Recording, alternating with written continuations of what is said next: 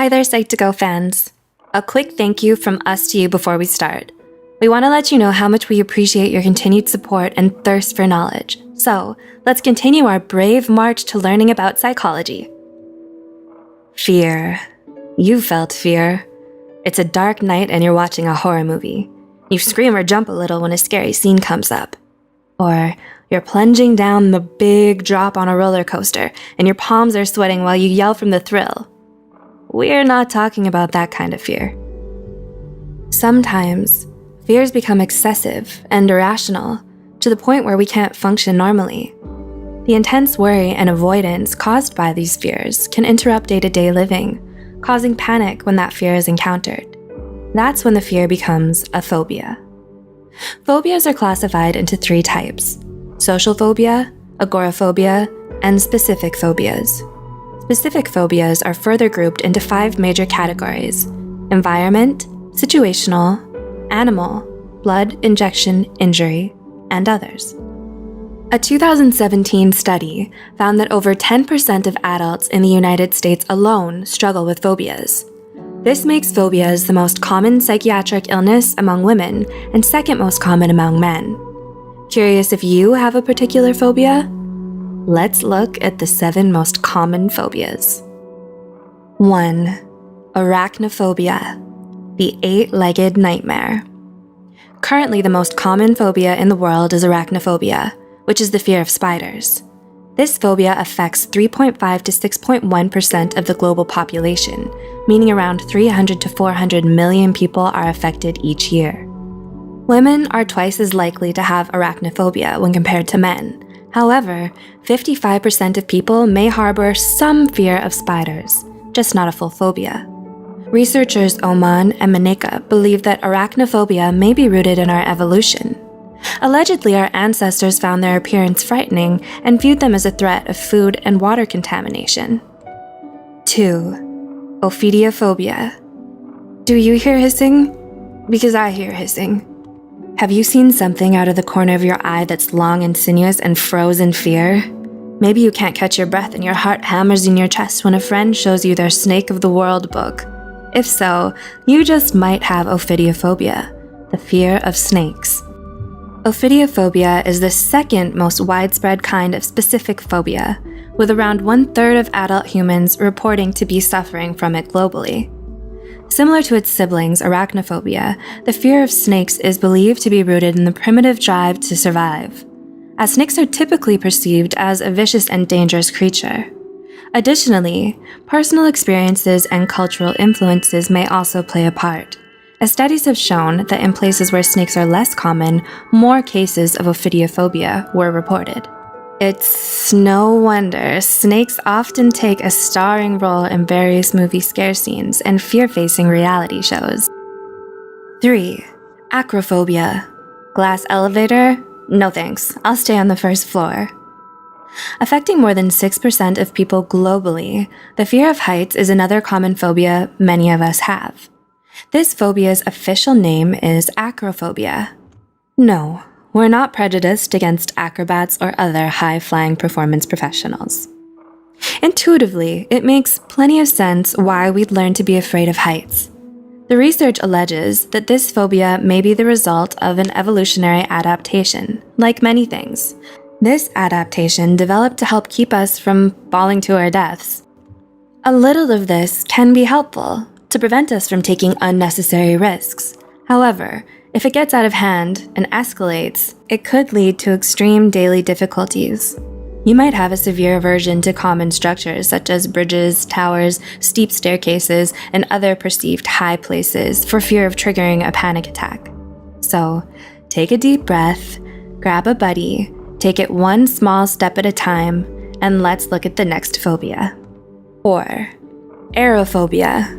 AKA, so how long will it take to get from California to Tokyo? By car?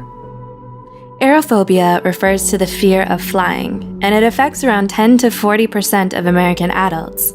Are you thinking right now, sure, humans don't fly naturally, so fear of flying is understandable? Well, while that's true, aerophobia is actually logically irrational, given that airplane accidents are so rare. Statistics report that traveling by plane is actually much safer than traveling by car. Nonetheless, people with aerophobia avoid flights as much as they can, which can be problematic for work requirements or long-distance relationships. 5. Cynophobia. Did you say puppies? I think you pronounced demon hound wrong.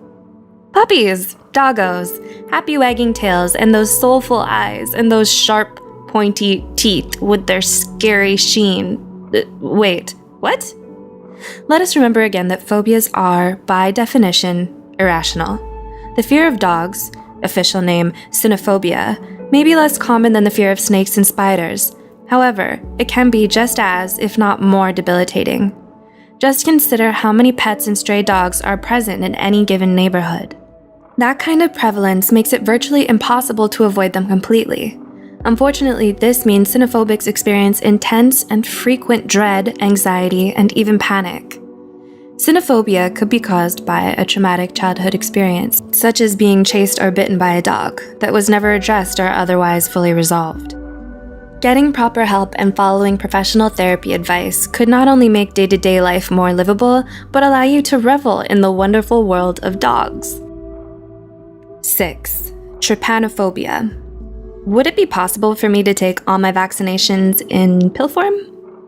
Next up, we have trypanophobia, the fear of injections. Ever seen the huge, strong sports guy break out into unprovoked tears when it was his turn to get vaccinated at school? Or seen the undisputed tough girl pass out when being asked to donate blood? Maybe they have trypanophobia. While it's normal to be afraid of injections as children, statistics report that the fear persists in approximately 20 to 30% of adults, escalating to become trypanophobia. Trypanophobics stringently avoid medical treatments, hospitals, and doctors. As you can imagine, this is incredibly risky to their health. How bad can it be, you ask? Well, the fear can be so intense that most would faint at the mere sight of a needle. An interesting bit of trivia: trypanophobia is the only kind of specific phobia that is found to run in families. And 7. Mysophobia. Antibacterial hand gel? Check. Gloves? Check. Hazmat suit? Check. Maybe I need a bubble. Lastly, another common phobia shared by many, and even some well-known celebrities, is mysophobia, better known as the fear of germs. The term was first coined in 1879 by psychologist William Hammond, who believed that mysophobia was a symptom of OCD. This has since been debunked by the discovery that most people who have mysophobia aren't actually OCD. Mysophobia can manifest as excessive cleaning, compulsive hand washing, and extreme avoidance of bacteria and germs, such as frequent or constant use of gloves, face masks, and other perceived germ-blocking attire. In extreme cases, mysophobia can cause people to become shut-ins, cutting themselves off from the outside world for fear of being contaminated. So, in the end, where do phobias come from? Well, according to the American Psychological Association, phobias typically emerge during childhood or adolescence, persisting into adulthood. Phobias, unfortunately, are usually not solo travelers. It's more likely to have multiple phobias than just a single one. Also, we have seen here that some are more common than others. Do you relate with any of these? Do you know someone who does? This has only shown some of the most common phobias. There are many more, such as fear of storms, fear of dolls, fear of enclosed spaces, among others. A specific phobia is characterized by intense fear and avoidance behaviors that can negatively impact a person's life. Fortunately, though, all phobias are treatable, usually with cognitive behavioral therapy. So, if you're suffering from a phobia yourself, or know someone who is, it's best to seek out a mental health care professional and get the help needed. Thank you for watching. We hope you learned something and gained some insight. Please help us continue our video on providing knowledge by liking, commenting, and subscribing. What would you like to see next? Let us know in the comments below.